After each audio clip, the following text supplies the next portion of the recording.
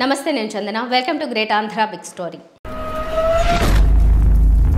ఏ కులము నీదంటే గోకులము నవ్వింది, మాధవుడు యాదవుడు మా కులమే లెమ్మంది అని సప్తపదిలో వేటూరి పాట గుర్తొస్తోంది ప్రస్తుతం ఒక సందర్భానికి. యాత్ర 2 తీసిన మహివి రాఘవ్ది రెడ్డి కులమంటూ, అందుకే మదనపల్లిలో 2 ఎకరాల భూమిని స్టూడియో కట్టే పేరుతో ఆంధ్రప్రదేశ్ ప్రభుత్వం ధారాదత్తం చేసిందని ఆంధ్రజ్యోతిలో ఒక కథనం వచ్చింది. మనోడే అన్న ఫీలింగ్తో ముఖ్యమంత్రి ఈ ల్యాండ్ గిఫ్ట్ ఇచ్చాడంటూ పెన్ను పిసికేసుకుంటూ రాసేసింది మన జ్యోతి. పేరు వెనుక తోక తగిలించుకోకున్నా మహివి రాఘవ్ అసలు పేరు వారణాసి మహేందర్ రెడ్డి సన్ ఆఫ్ రాఘవరెడ్డి అంటూ ఏంటో ఎఫ్ఐఆర్ నమోదు చేసినట్లు ఫీల్ అయిపోతూ రాసిన ఆ వార్త చూస్తే నవ్వొస్తుంది.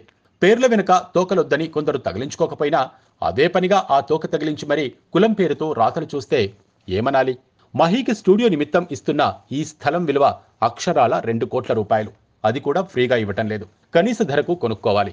కానీ ఈ సత్యాన్ని పక్కదోవ పట్టించి 20 కోట్ల విలువైన భూమి బహుమతిగా ఇస్తున్నట్లు పేర్కొంది ఆ ఆంధ్రజ్యోతి.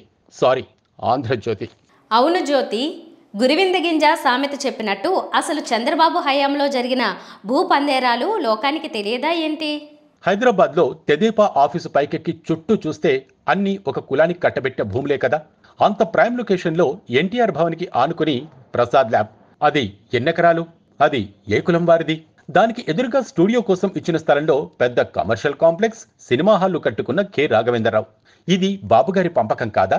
ఇక మాదాపూర్, కొండాపూర్, గచ్చిబౌలి వైపు చూస్తే అక్కడ జయభేరి మోగించిన భూములు ఎవరి హయాంలో ఇన్సైడ్ ట్రేడింగ్ జరుగుండాలి. ఇక గతంలో స్టూడియో కోసం ప్రభుత్వ భూమి ఇచ్చిన పద్మాలయ భూములు రియల్ ఎస్టేట్ అయిపోలేదా? అవి ఏ కులం భూములు?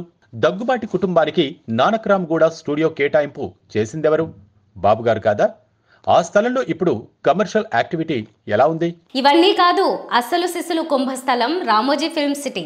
బాబుగారి వితరణశీలతకి ఎంతమంది రైతుల, సామాన్యుల భూములు బలయ్యాయి. ఇప్పటికీ ఆ వివాదం నడుస్తూనే ఉంది కదా. ఇవన్నీ జ్యోతికి తెలీదా? వీటితో పోలిస్తే మహీకి మదనపల్లి హార్స్లీ హిల్స్లో జగన్ ఇస్తున్నది ఎంత? దాని విలువెంత? ఎదుగుదలకి అవకాశం ఎంత? ఏ స్థలం ఎందుకు ఇచ్చారు? ఎవరు ఎవరికి ఇచ్చారు? పుచ్చుకున్న వాళ్ళు ఏం చేశారు? ఇవ్వడం న్యాయమా అన్యాయమా వంటి మోరల్స్ అన్నీ కాసేపు పక్కన పెట్టి ప్రాక్టికల్గా ఒకటి అనుకుందాం. మనోడైతే పక్కనోడు ఇస్తట్లో కూడా చెయ్యి పెట్టి పంచభక్ష పరమాణాలు తినేయొచ్చా? మనోడు కానివాడికి మాత్రం 2 మెతుకులు కూడా పెట్టకూడదా? ఇదెక్కడి న్యాయం జ్యోతి?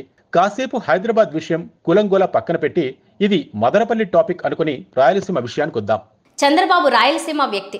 అతని నియోజకవర్గం చిత్తూరులోని కుప్పం. ఆ జిల్లాకి కనీసం హైవే తీసుకొచ్చాడా తన హయాంలో? ఇక ఆ పక్కనున్న అనంతపురానికి ఎయిమ్స్ వస్తుంటే దానిని అమరావతికి డైవర్ట్ చేశాడు. అంటే ఏంటి? అయ్యవారికి రాయలసీమ అభివృద్ధి అక్కర్లేదా? రాయలసీమ వెనుకబాటికి కారణం తెదేపానే. అక్కడ స్టూడియో వస్తుందన్నా గోలే, హైకోర్టు పెట్టాలన్నా ఏడుపే, తిరుపతికి కాలేజీలు వస్తున్నా బాధే, కుప్పం మున్సిపాలిటీ అయ్యిందన్నా దిగులే. ఏమన్నా అంటే అమారా రాజా ఫ్యాక్టరీని చిత్తూరు నుంచి తోలేసింది వైకాపా ప్రభుత్వం కాదా అంటూ వంకర్లు తిరుగుతారు. కాలుష్య కారణాలు భయంకరంగా ఉన్నాయని పొల్యూషన్ బోర్డు చెప్పినా కూడా ప్రజల ప్రాణాలు పక్కన పెట్టి ఇండస్ట్రీని అలాగే ఉంచేయాలా? తీసేయమంటే యాంటీ డెవలప్మెంట్ ప్రభుత్వం అంటారా? చంద్రబాబు ఈ అమారా రాజాకి ఏకంగా 500 ఎకరాలు పరిశ్రమ పెట్టడానికి కేటాయించడం జరిగింది. కానీ 10 ఏళ్లైనా అక్కడ ఇటుక కూడా పెట్టకపోతే వైకాపా ప్రభుత్వం నోటీసు పంపింది. దాన్ని కక్ష సాధింపంటారా? మనోడికి భూమిస్తే అది రాష్ట్రం కోసమా? అదే మనోడు కాకుండా ఎవరికిచ్చినా అది స్వార్థం కోసమా? ఏంటో యాత్ర 2 తీసిన దర్శకుడు రెడ్డి అని పెద్ద రహస్యాన్ని కనుగొన్నట్టు రాసినప్పుడు కథానాయకుడు మహానాయకుడు అంటూ ఎన్టీఆర్ బయోపిక్ తీసిన క్రిష్ అసలు పేరు జాగర్లమూడి రాధాకృష్ణ చౌదరి అని రాయలేదేం? అలా రాయబట్టే ఇలా అనాలనిపిస్తుంది ఎవరికైనా. అందుకే ముందుగా చెప్పుకున్న వేటూరి గీతాన్ని కాస్త మార్చుకుని ఇలా పాడుకోవాలనిపిస్తుంది. మహీకులం రెడ్డంటే నీ కులమే నవ్వింది, మురళీమోహనుడు రాఘవుడు మా కులమే లెమ్మంది. ఇది వాళ్ళ బిగ్ స్టోరీ. మరిన్ని టాపిక్స్తో మళ్ళీ కలుద్దాం. నమస్తే.